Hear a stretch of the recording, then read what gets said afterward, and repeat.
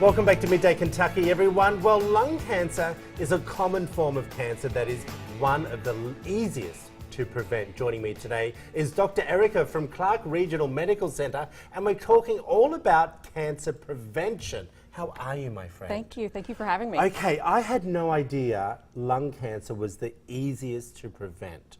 How serious is it in the state of Kentucky? It's very serious. I was thinking because of smoking. Smoking, because smoking contributes to 80 to 90% of all lung cancers. Really? And we have one of the highest smoking rates in the country. Okay. And therefore, we have one of the highest lung cancer rates in the country. Does dipping, is that... It's still nicotine, and it still will increase your rates of cancer. Yeah, okay. Okay, let's talk to me about it. Of course, simple, everyone. How do you prevent it? You don't smoke. Right. All right, but it is difficult for people. Correct. It's very difficult once you start to stop. But ask your doctor. There's many other things out there that you can have that can help you stop smoking. And once you stop smoking and you've been smoke-free for 15 years, your risk of lung cancer goes down to the same rate as someone else who has never smoked. Hold on, say that again. If you've stopped... If you stop smoking, yes, 15 years later, your risk for lung cancer is the exact same as someone else's that does not smoke. Right. That is amazing. It's never too late to quit smoking. We all know that, and you know, I was a smoker, so you know, I completely agree. How do you know if you have lung cancer without being diagnosed? If you just have that gut feeling? So that's the problem with lung cancer, is most people are diagnosed late in the disease process because all of the symptoms are very vague. You know, it's cough. Maybe you have a cough that all of a sudden seems to be a little bit different. Maybe you coughed up blood. Maybe all of a sudden you have weight loss that you can't really explain.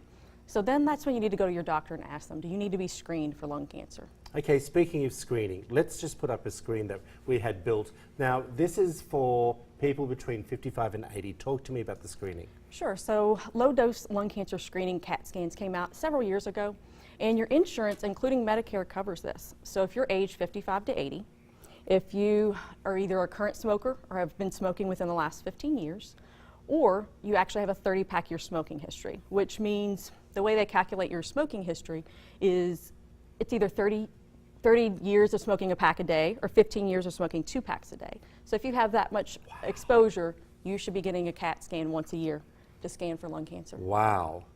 That's a lot of cigarettes a day, huh?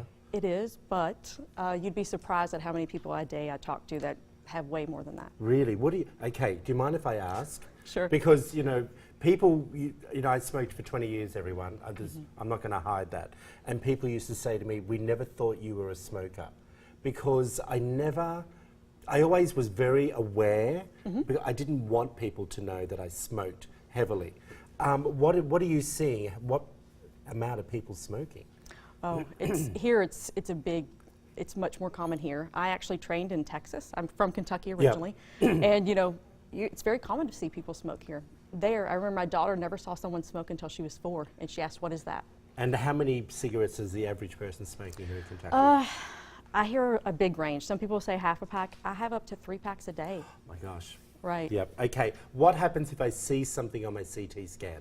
So just because you see something, they'll call it a pulmonary nodule. Yes. Doesn't necessarily mean it's lung cancer. It can actually just be scarring from something else. Oh.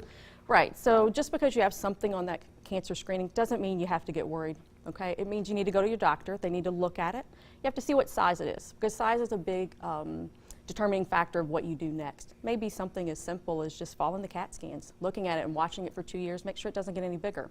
Yeah. If it's large enough, you need to have it looked at, which means a biopsy. Okay, and of course we all know that's all part of your insurance as well. Correct. Listen, we think you're amazing. I want you to come back and talk more about this. Dr. Erica, we appreciate you. If you want to find out more information about Clark Regional Medical Center, there it all is up on the screen, everyone. You know, it's a really beautiful hospital. It really is lovely. We appreciate you as well. Stick around for the latest in Hollywood news and a check of your weather forecast, everyone.